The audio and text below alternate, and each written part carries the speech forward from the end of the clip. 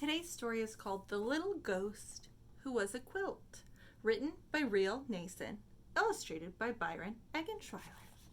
The Little Ghost Who Was a Quilt. So if you think about an easy costume for a ghost, would you typically use a quilt for that? No, what would you use? A sheet. But this little ghost is a quilt. I love this patchwork design for her. The Little Ghost Who Was a Quilt. Once there was a little ghost who was a quilt.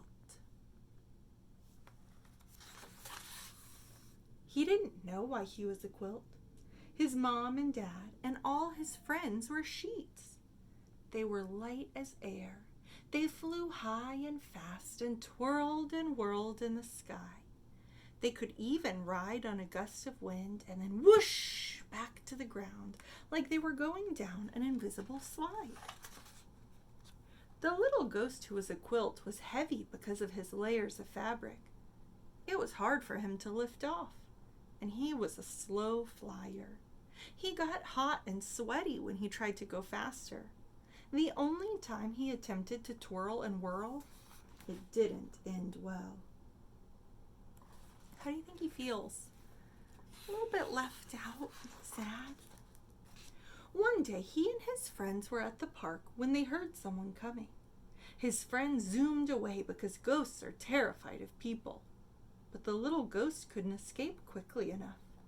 He flopped over a bench. A family came along, and a little boy who was eating an ice cream cone sat down beside him. The little ghost had never been so close to a human before, and he felt fear in every fiber of his fabric. The boy only stayed a few minutes, but he dropped a big blob of melted ice cream right on the little ghost's face. Oh, goodness. Later, when some other ghosts saw him, they laughed at the stain on his forehead. The little ghost was embarrassed and also very sticky. The little ghost didn't like being different. His mom told him he had an ancestor who was a checkered tablecloth, and his great-grandmother was an elegant lace curtain. Everyone said she was the most beautiful ghost they'd ever seen. Even knowing that, the little ghost didn't feel any better. He wished he was just one fabric and not a whole bunch of squares sewn together. The other ghosts called him Scrappy, and he didn't like that. Oh, he's so sad because he's different and isn't like the other ghosts. But there was one day that always cheered him up. Do you know what day it is? Halloween. What gave you that guess? The jack-o'-lantern? People seemed excited about ghosts on Halloween, and sometimes children dressed as them to trick or treat. Every year, the ghosts went to watch the festivities. They stayed silent and still in the trees and pretended to be decorations, far away from any humans. So these are humans. We could see their feet. They're dressed as ghosts. And then these are the real ghosts. Are ghosts real? Too heavy to hover, the little ghost who was a quilt usually draped himself over a clothesline. He never had a very good view.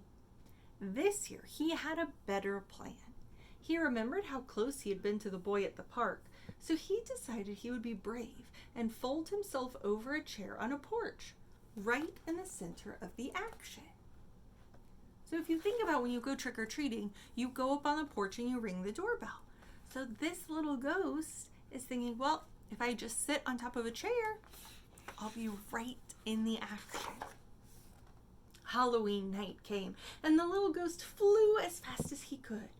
But he was only halfway across the lawn when he heard people coming. At the last possible second, he flopped over the porch rail. So here he is flying. He wanted to be over the chair so that he could see the kids coming to trick or treat, but people came so soon that he just had to flop. A mom walked up the driveway with a little girl dressed as a ballerina. While the girl trick-or-treated, the mother asked the man at the door something. What do you think she could be asking him? Because look at her hand. She's pointing at the little ghost. Does she know it's a ghost? No, she thinks it's a quilt. So she's pointing at the quilt and asking something. What could she be asking? The next thing the little ghost knew, the mom had picked him up. He was so scared he thought his seams might come unstitched. The mom wrapped the little ghost around the girl and put them both in a wagon. The girl had been cold, and now the little ghost was keeping her warm. He could hardly believe what was happening. Okay, so now knowing that the mom wraps the quilt around the little girl, what do you think she asked that man when she was pointing to the quilt? She's probably saying, "Hey, my daughter's really cold. Is that your quilt just sitting there?" And what do you think the man would have said? "No, I've never seen that quilt before." So she probably said, "Do you mind if I take it?" And he was like, "Sure." So she takes it, puts it around her daughter. Now, how do you think the ghost is feeling? Probably excited and scared at the same time. They headed down the street past his friends in their tree. "No, don't go," one whispered. "What are you doing?" The little ghost decided to fly away as soon as the girl got out of the wagon to trick-or-treat again. But the mom didn't turn into the next yard, or the one after that. By the time she finally walked up to a house, the little ghost was panicking. How would he get away? So his plan is to fly away at the next house they trick-or-treat at. They're done trick-or-treating. Where are they going? Home. The mother parked the wagon and carried the girl and the little ghost into the house. The little ghost didn't know what to do. He reminded himself to stay calm and be brave. Why are there eyes everywhere in the dark? Oh, they were decorations. The little ghost peeked around the room. There were Halloween decorations everywhere. He even saw a branch trimmed with lollipop ghosts. They looked just like his friends in the tree. Do you set up Halloween decorations at your house? I'll be honest, I've never been really big into Halloween. I would decorate the classroom. To some extent, I never wanted to make it really scary, and I've always had some kids who don't celebrate. But since Mackenzie's birthday is on October 29th, and remember Halloween is on October 31st, so we go 29, 30, 31. So her birthday's only 2 days away from Halloween. I kind of feel like I'm going to get way more into Halloween with all these kinds of decorations now. The girl tucked the little ghost, who was a quilt, under her legs as she sorted her candy into piles. He felt surprisingly cozy. Maybe things would turn out okay after all. The girl ate a chocolate bar, and when she wiped her sticky fingers on the little ghost, he didn't even mind.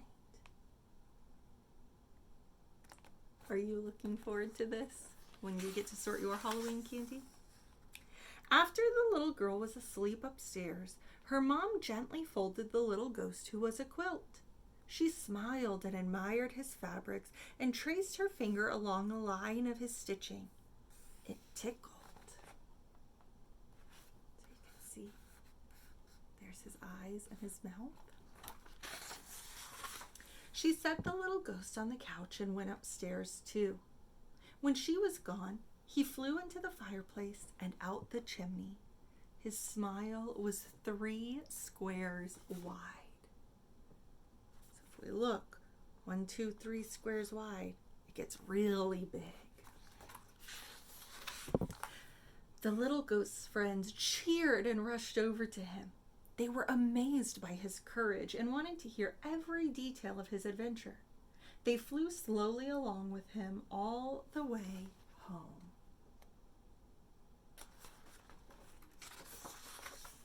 The little ghost was so happy that he felt like he was floating without even trying.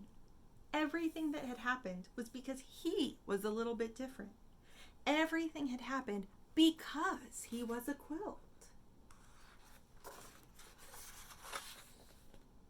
The end.